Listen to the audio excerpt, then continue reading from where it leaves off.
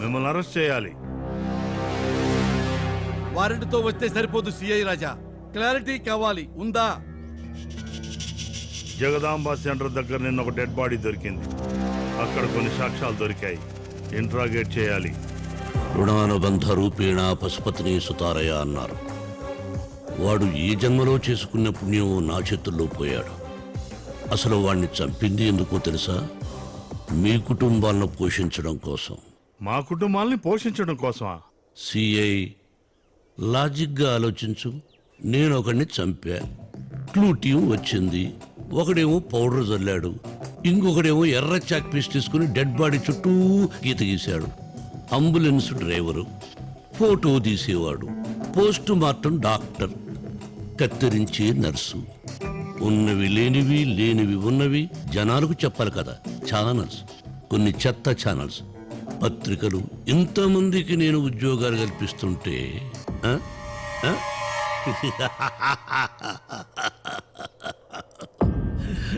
నన్ను అరెస్ట్ చేస్తానంటే వింటి.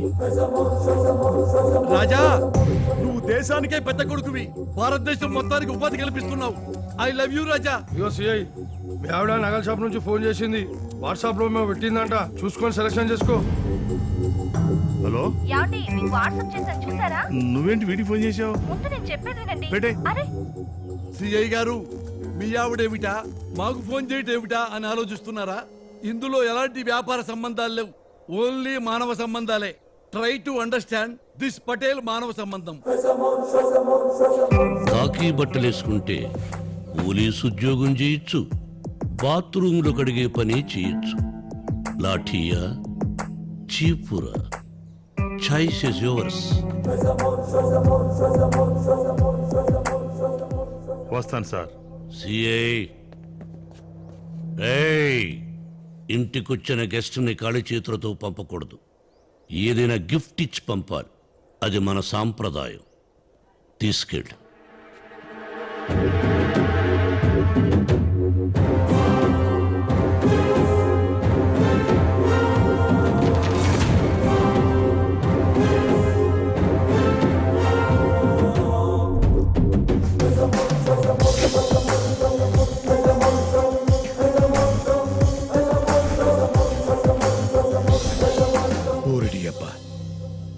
వాడి క్యారెక్టర్ పొల్యూట్ అయిన పొలిటీషియన్ కంటే ఘోరంగా ఉంది.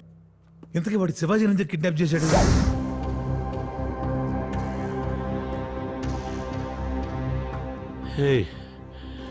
ఎవరా మీరు? జనజీవన స్రవంతిలో జనంతో కలిసి తిరుగుతున్న జంతువులం రాజా. నన్ను ఇక్కడికి ఎందుకు తీసుకొచ్చారా? ఏమి లేదు రాజా, మినిస్టర్లు ఫారెన్ ట్రిప్పులు వేసినట్టుగా నువ్వు జైలు ట్రిప్పులు వేస్తావు కదా, ఆ పని మీదే. నేను మానేశాను, శేఖర్కి చెప్పాను కదా. చెప్పినా నమ్మరు రాజా. రాజకీయ నాయకుడు ఎమ్మెల్యేగా ప్రజాభిమానంతో గెలిచాను, డబ్బుతో కాదు అన్నా ఎవ్వడూ నమ్మడు. నా మాట విను. గాయత్రి పటేల్ చాలా పెద్దవారు, నువ్వంటే ఇష్టపడుతున్నారు. ఆయన మాట విను, నువ్వు బాగుపడతావు. ఏదైనా ఆయన బతిలాడుతున్నాను. 4 బొక్కలే కొట్టి చూరచో చేస్తే ఆయనే ఒప్పుకుంటాడు. చూర చేస్తే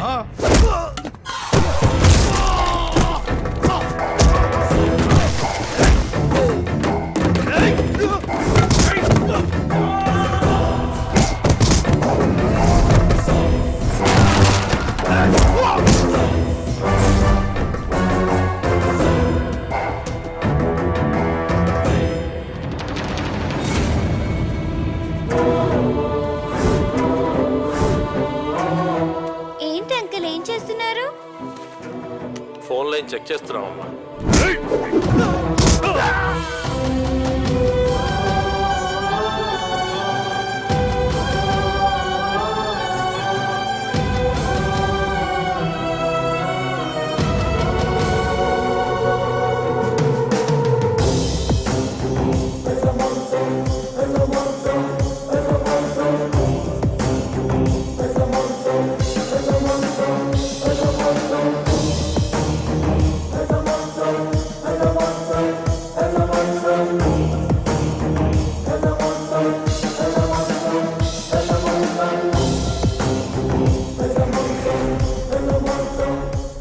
రుణానుబంధ రూపేణ పశుపతిని సుతారయ అన్నారు.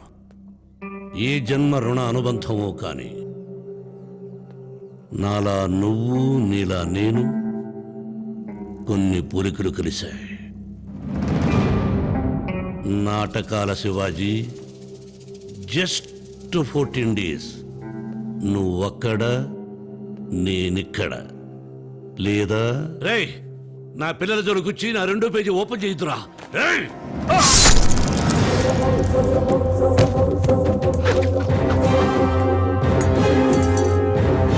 ఈ గాయత్రి పటేల్ ప్రతి పేజీ క్రైమ్ పేజీరా.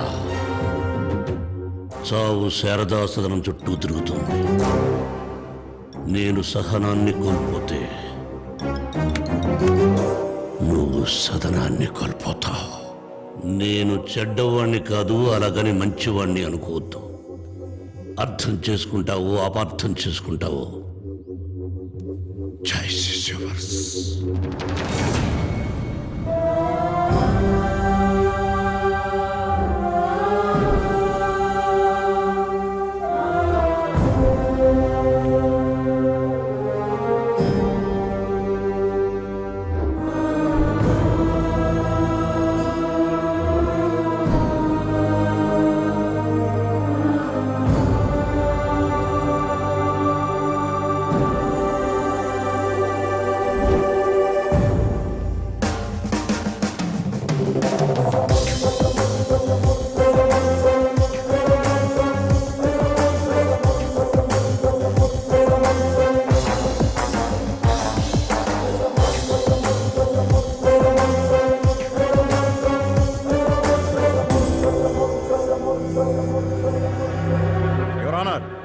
తన ప్రత్యర్థిని చంపడం కోసం హాస్పిటల్కి నిప్పంటించి 132 మంది చావు కారణమయ్యాడు ఈ గాయత్రి పటేల్.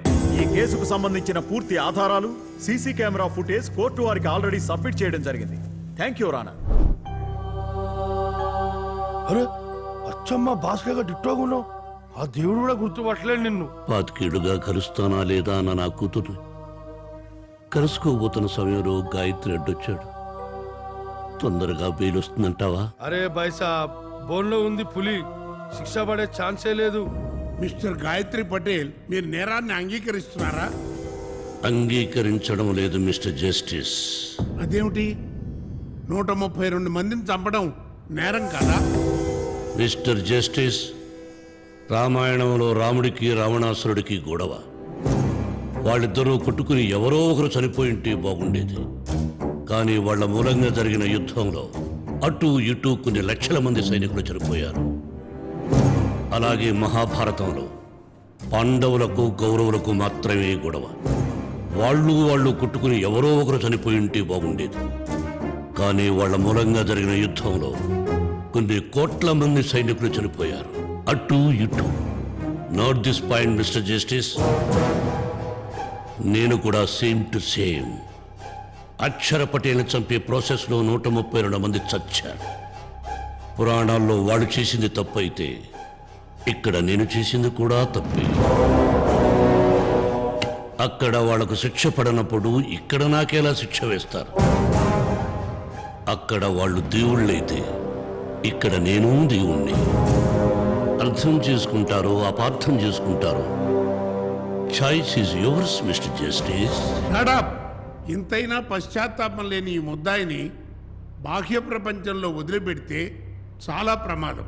అందుకని ఈ గాయత్రి పటేల్ని నేరస్తుడిగా పరిగణించి 302 సెక్షన్ ప్రకారం ఉరిశిక్ష విధించడమైనది.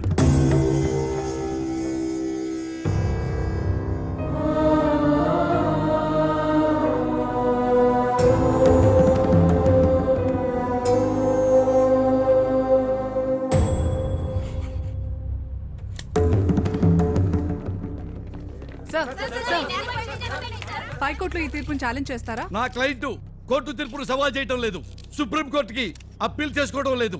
భగత్ సింగ్ ఊరికి ఎలా అంగీకరించాడో గాయత్రి పటేల్ అలాగే అంగీకరించాడు. అదేం సార్, చచ్చిపోతారు కదా? అయ్యో, చచ్చేదెవరో బ్రతికేదెవడో అంతా గాడ్ చాయిస్.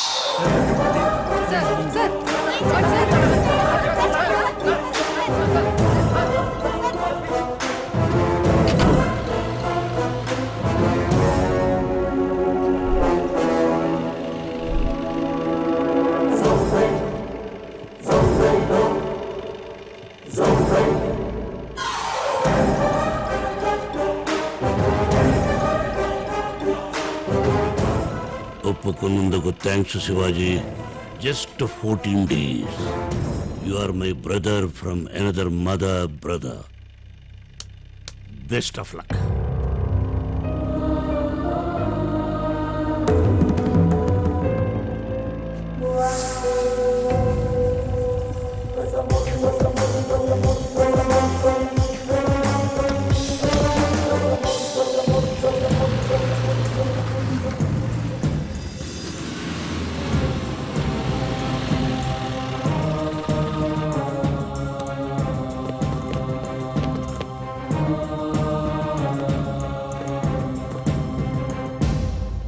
ఇదేంటి నాకు ఖైదీ బట్టలు ఇస్తున్నారు? హలో, ఖైదీ బట్టలు ఇవ్వకపోతే పోలీస్ బట్టలు ఇస్తారా? జ్యోతి, నైస్ జోక్ కదా. సార్, నేను రిమాండ్ ఖైదీని కదా. రిమాండా? జ్యోతి మళ్ళీ జోక్ ఇస్తాడు. ఈయన మంచి టైమింగ్ ఉన్న ఖైదీ అనుకుంటా. నీకు తెలుసా, పొద్దున్న నుంచి టీవీలో వేసింది వేసి బాగా చేస్తారు. చూడు చూడు. భగత్ సింగ్ ఊరికి ఎలా అంగీకరించాడో గాయత్రి పటేల్ అలాగే అంగీకరించాడు. అక్కడ అంగీకరించి ఇక్కడ నాటకాలు చేస్తున్నాండి. శ్యామల, ఏం జరుగుతుంది ఇక్కడ? సార్, ఉరి శిక్ష పడేసరికి మైండ్ దొబ్బలేట్ ఉంది సార్. సార్ జైలర్ గారు, మీరందరూ బయటకు వెళ్ళండి. ఎస్, చెప్పండి. సార్ నన్ను మోసం చేసి కేసులు ఇరికించారు. నేను గాయత్రి పటేల్ కాదు సార్, శివాజీ స్టేజ్ అయినట్టుండి నా పిల్లల్ని చంపేస్తాను బెదిరించేసరికి Shut up. నువ్వు గాయత్రి పటేలు కాదు, శివాజీ అని నాకు తెలుసు. ప్రపంచాన్నే డబ్బులు ఇసుగు తీసుకుంది. అమ్ముడు పోని వస్తువు అంటూ ఏదీ లేదు. నమస్తే సార్, శివాజీ మాట్లాడతాయంట. Wish you happy death Shivaji. నన్ను ఎందుకురా ఇంత మోసం చేశావు? రామాయణం ఒక ఆడదాని ఏడుపు వల్ల జరిగింది, భారతం ఒక ఆడదాని నవ్వు వల్ల జరిగింది. ఈ గాయత్రి పటేల్ మరణశిక్ష ఒక ఆడదాని సాక్ష్యం వల్ల జరిగింది. ఆ ఆడదెవరో తెలుసా? నీ కూతురురా. ఎస్ యువర్ ఆనర్, నేనే ఐ విట్నెస్. ఐసీయూలో ఉన్న అక్షరా పటేల్ని చంపడానికి ఇంత హడావుడెందుకురా? ఒక్కరిని చంపితే మర్డర్ అవుతుంది, హాస్పిటల్ మొత్తం లేపేస్తే ప్రమాదం అవుతుంది. That is Gayatri Patel brain రా. ఎవరా మీరు? గాయత్రి పటేల్ ఎవరు? హాస్పిటల్ తగలబెట్టడం ఏంటి?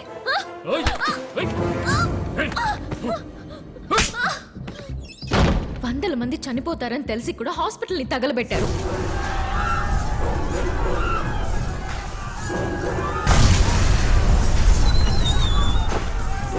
పసిపిల్లలు, డాక్టర్లు, ఎంతో మంది అమాయకులు చనిపోయారు. దీని వెనక ఎంత పెద్దవాళ్ళున్నా ఎవరిని వదిలిపెట్టద్దు. న్యాయం చేయండి. ముంబైలో జరిగిన బాంబు పేలుళ్ల కేసులో నేరస్తుడు ఎవరా అని తీగలాగితే దావూద్ ఇబ్రహీం దొరికాడు. నీ కూతురు సాక్ష్యం చెప్పిన కేసులో సూత్రధారి ఎవరో అని ఆరా తీస్తే నేను దొరికాను. నీతో డీల్ మాట్లాడాలని శేఖర్ని లైన్లోకి దించా. ₹1,00,00,000 ఆఫర్ అని చెప్పవా? నువ్వు రాలేదు. ఈ నసంతా ఎందుకు సాక్షినే లేపేద్దామని ప్లాన్ చేశా, కానీ నువ్వు కాపాడావు. ఊహించని మలుపు. అది నీ కూతురని అప్పుడే తెలిసింది. నీకు నాకు ప్లాన్ యూటర్న్ తీసుకుందిరా. నీ కూతురు నా మెడకు ఉరి బిగించాలనుకుంది. అది ఉరి నీ మెడకు బిగించా.